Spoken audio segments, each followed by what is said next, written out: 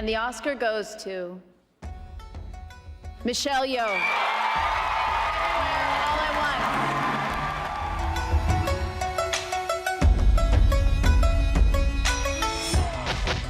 Want. By doing her own stunts, she pushed the boundaries of what women could do on screen.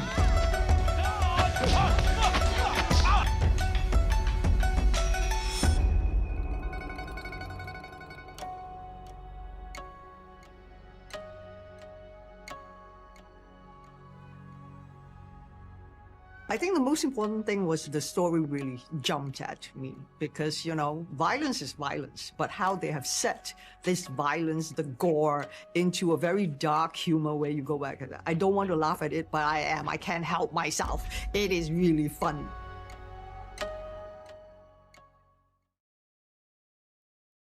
Hello, and welcome to Style Live on Washington Post Live. I'm Ann Hornaday, Chief Film Critic at the Washington Post.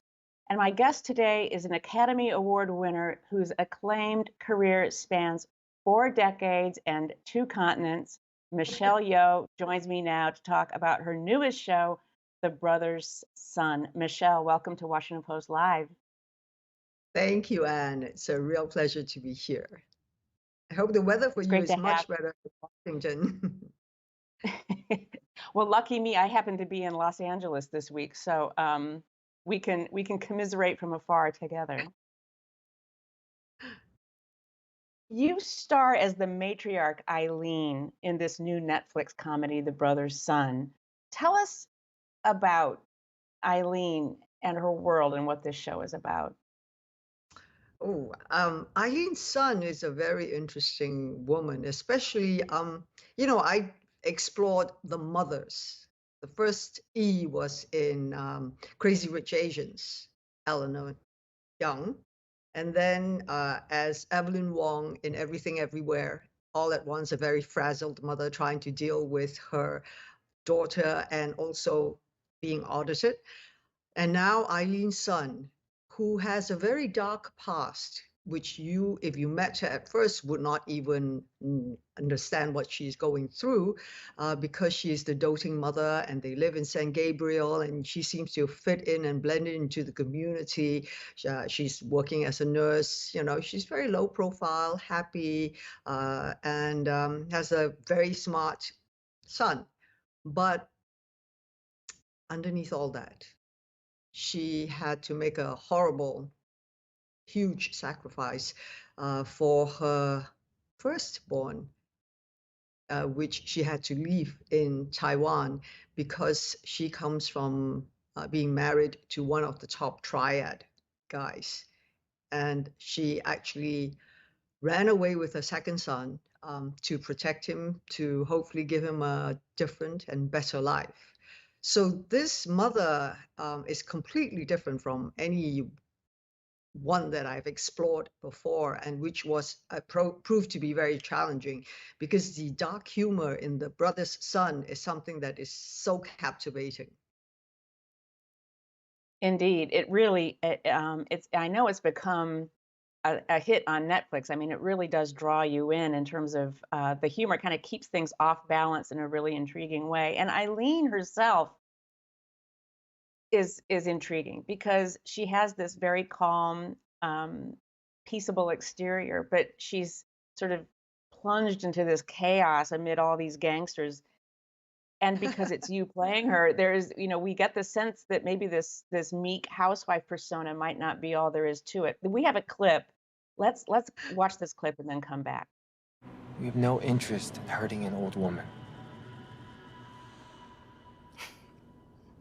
You only found me because I wanted you to. That's why I went to Hong. He would betray his own mother. He even got her to buy one of those off-season Waikiki packages. Cheap suits, tattoos, practically beg cops to associate you and tea that I wouldn't serve to a dog living on a street. And you had the idea that you could outsmart me? I'm not your prisoner. I'm here to negotiate. So go get me some good tea. And then we can talk. Fantastic stuff. You know, Yeah. I was listening to an interview with Brad Falchuk, who's the co-creator of this series, and he talked a little bit about the genesis of this project, and that if I'm not mistaken, they brought it to you before Everything Everywhere All at Once came out, and that this was a conscious decision on your part, knowing that Everything Everywhere was coming out, that this would be your next project. So tell me a little bit about how this fits into your world that that you're creating for yourself as an artist and an actress, um, and the I way think Eileen and Evelyn are kind of talking to each other. No, I think I'm constantly looking for something that I have not ventured into, because I think that's the only way I can keep on learning about my craft and keep on fine-tuning and honing it. I must say that before I choose a project, the most important thing to me, apart from the story, are the people who are involved in it, who I would be working with and spending time with, trying to create something that we will all be very, very proud of. So when I heard about it and they sent me the script, the first name I read on the page, apart from Byron Wu, was Brad Falchuk, and that fascinated me because I followed Brad's career, because he's always come up with very, very interesting TV series and work. And so I was wondering, this is his first production from his own production house, and he's chosen a subject matter that is very, very different from who he is, unless you tell me he's half Chinese. And I possibly, by now, I would believe you too. Um, and for him to champion a story like this, there must be something that he has found passion in. So for that particular reason, I was already fascinated by this whole story. Then as I read it, I could see why, because it's a juggling of different genres. It's a genre that has not really been done in the US, any of the streaming platforms or any of the TV series before.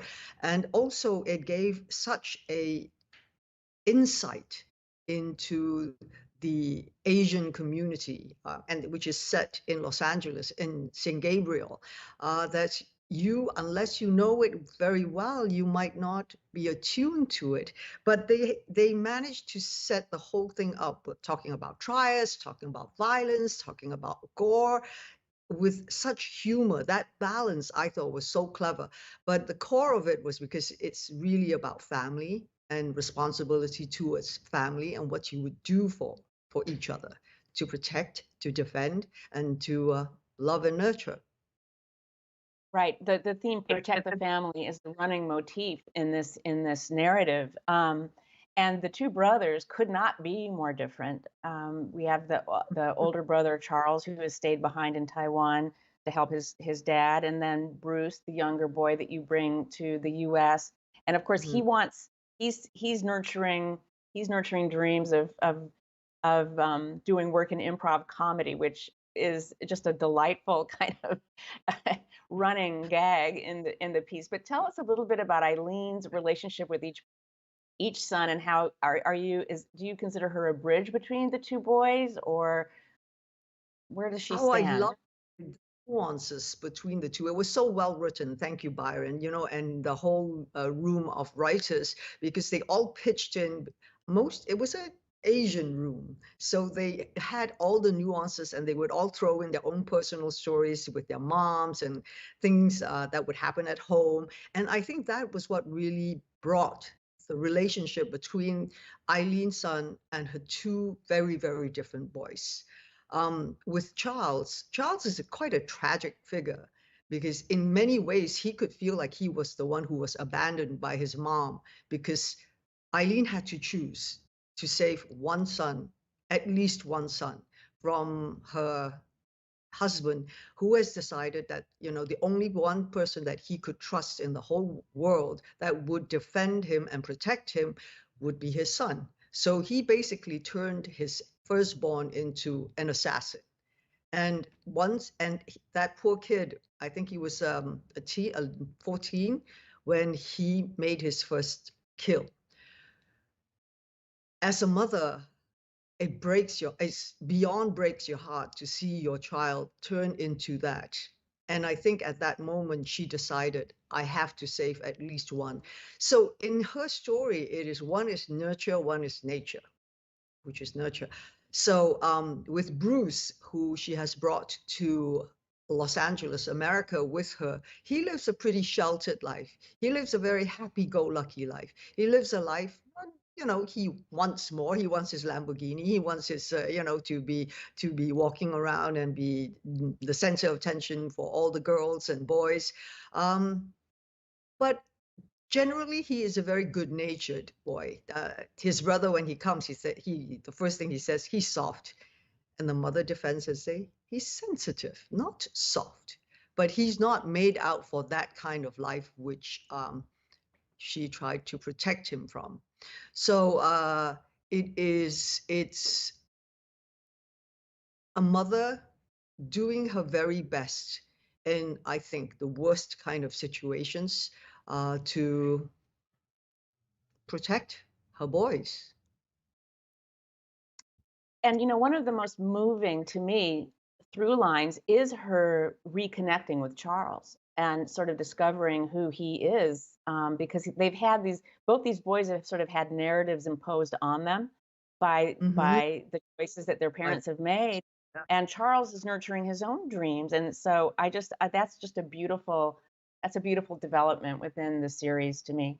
Um, Michelle, both Everything Everywhere All at Once and now Brother's Son and things like Lupin and Parasite, we're really seeing now the fruits of the globalization of Mm, not just the entertainment market, but makers and the creative the global creative community. mm. And I'm curious how that feels on your side, on the creator's side. Oh my God, it's such a gratification to finally see it coming more and more together and see more stories that, because when you're an immigrant, you left a culture behind, but that place is not that far away today because it's reachable, whether, on the internet, whether it's physical, you can get there, and that exchange and that bond should not and need not be broken anymore.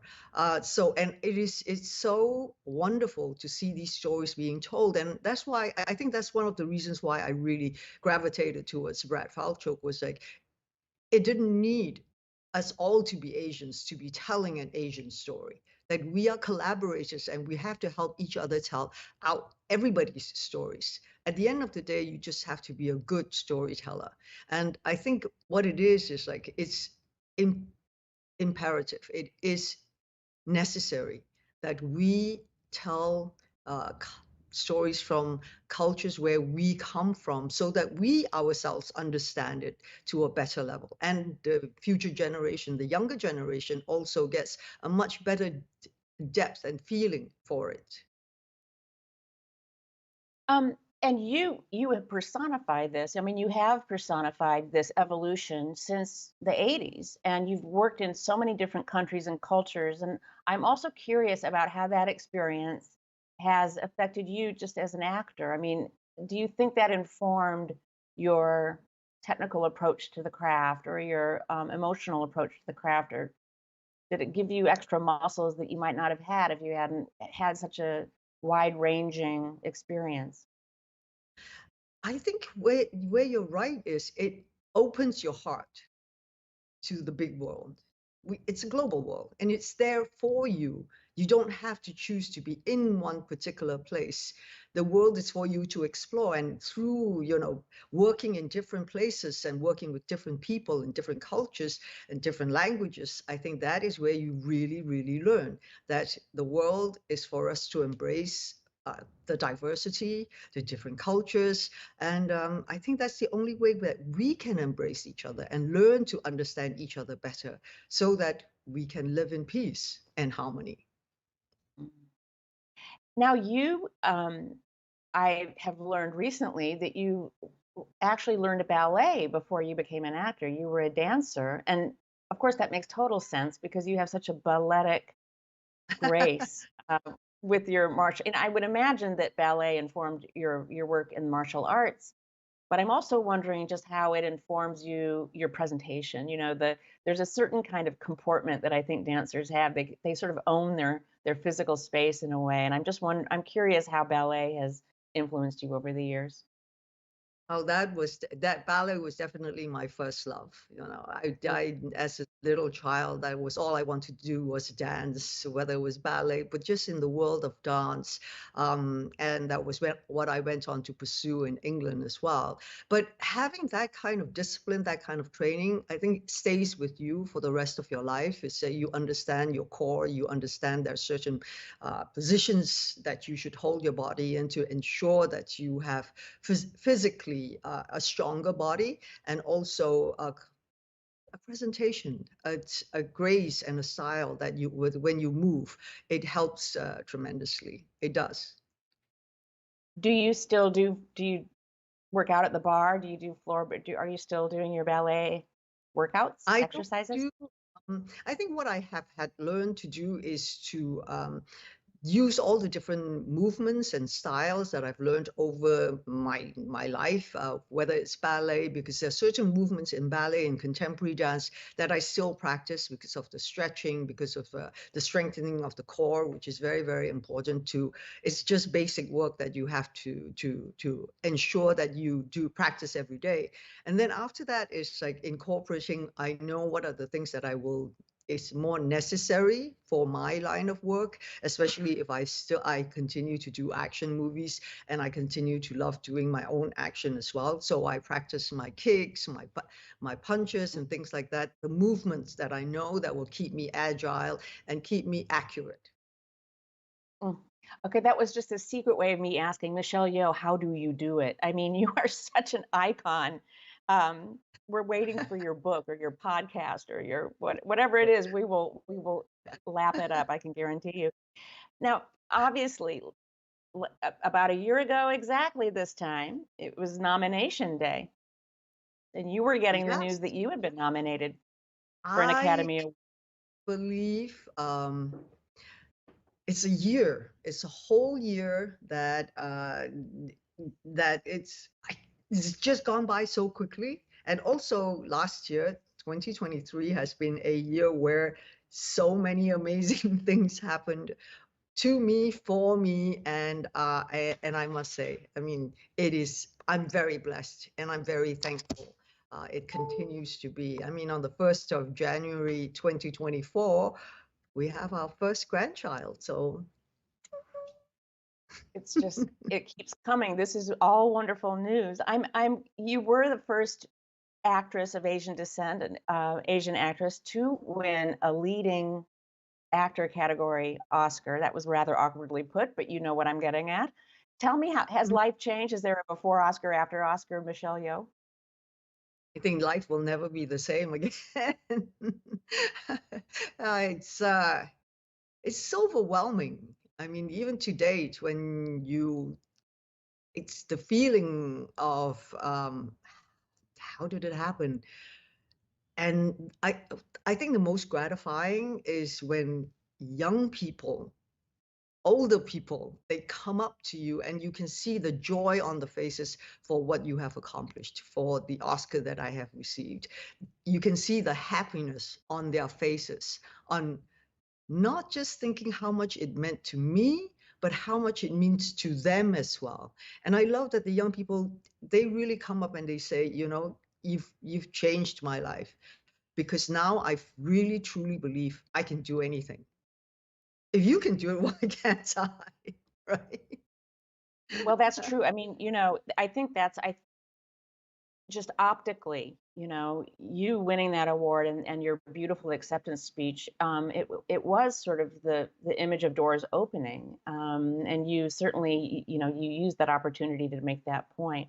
Yesterday, of course, the nominations were announced, and the big kerfuffle is around Barbie, Mm. and now that you sort of have uh, more of an inside point of view on the process, can you kind of tell us about the idea of snubs? And did you perceive Greta Gerwig and Margot Robbie being left out as a snub, or is that just the way the voting goes?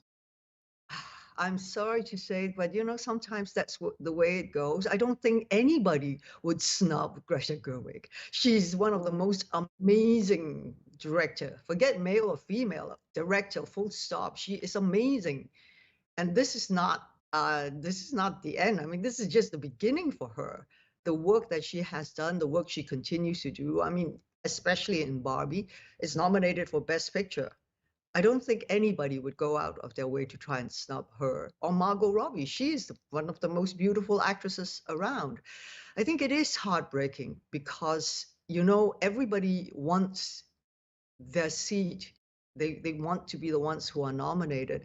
And I've been through that way before, and you feel, oh God, can't we have more?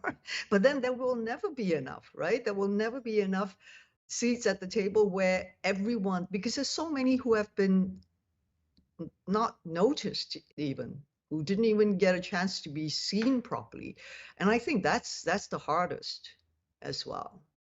So, Greta, Margot, you are great.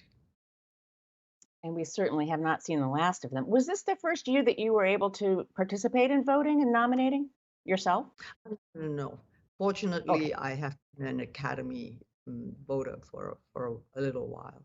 Yeah, but it takes a lot of voting, a lot of people to go in there and vote, to swing it whichever way you want. There is just no guarantee. It's very easy for you to say, yes, this is it. But, at the end of the day, nobody really knows until that envelope is opened and the names are read out. So. Very true. So tell me a little bit, Michelle, from where you sit, how do you see Asian representation and Asian American representation in Hollywood these days? What has changed and what are the challenges that remain?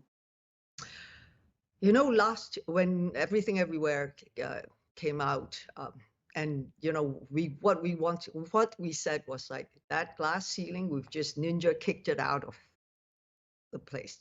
We just shattered it, and that is what we need to maintain, is that we have to keep all these amazing Asian stories, Asian representation, to keep coming. But it has to be, of course, good ones. So I'm very proud of like The Brother's Son, where it is about Asian representation, but it is also original. It's also something different, and so we have to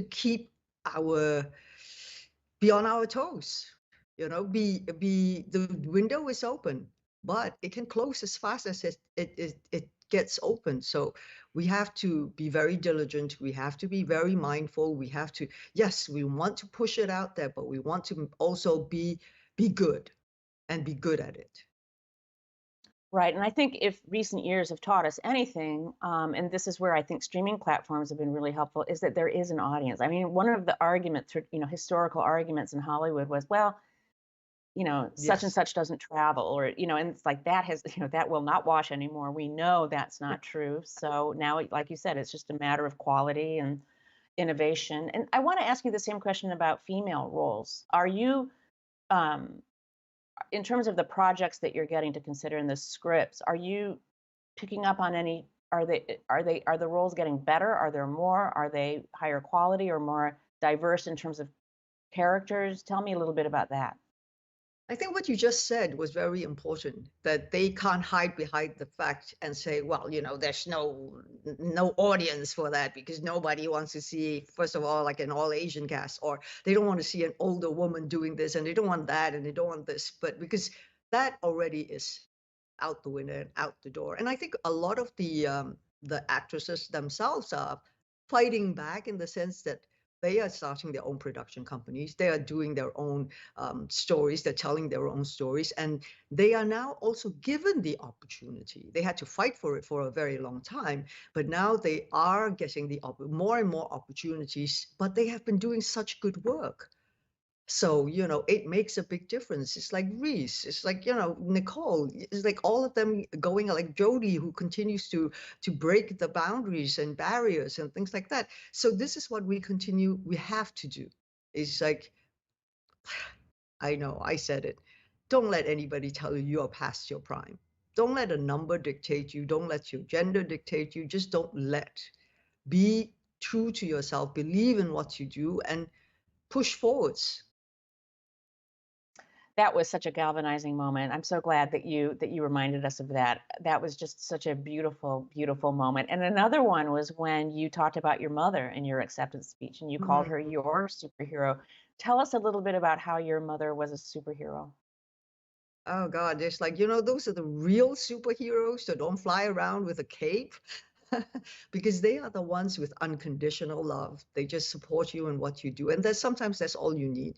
You don't have to tell, you don't have to say, but they just by knowing the fact that they are always there for you. It's like my parents, even when I was growing up, one thing they always wished for me is, I wish you enough. And I think when you have that kind of confidence, you always believe in yourself. And that is the most important thing that you can do for yourself. Oh, that's wonderful. I have to remember that. I wish you enough. Yeah. And let's talk, you have so many people do know and admire and love you from your work in martial arts movies. And then we've seen this whole art of visual effects and screen fight choreography just taken to such heights in recent years. Do you have strong feelings about technology these days and working with technology and things like artificial intelligence? I mean, God, it seems Mm. like just yesterday we were agonizing over CGI, and now it's just, you know, when will it end? But is that something that you're engaged with at all artistically? Uh, I think I'm trying to learn because it seems like it's inevitable in a sense that, every time we move forwards, every time we improve in every form's way or manner, it is the future. And the only way we can understand, overcome, work with is to learn, is to try and learn more about it and see how it can work for us rather than be a slave to it. And that is very, very important. Well, you'll have to hold my hand because I still haven't really, I have not had the guts to really encounter AI in the wild. So I we'll have all have to either. I'm channel sort our of like, inner Michelle Yeoh. And you've also been a Goodwill Ambassador for the United Nations Development Program with a special focus on promoting gender equality and fighting poverty. What is the most important message you want to draw attention to when it comes to your work outside of entertainment? oh, bec- we have to protect our world. And why do I work with the UNDP? Well, we have the 17 Sustainable Development Goals, which we hope that by 2030, our world will be a better place, more peaceful climate. We will be in control of our climate change and all the horrible things that are happening.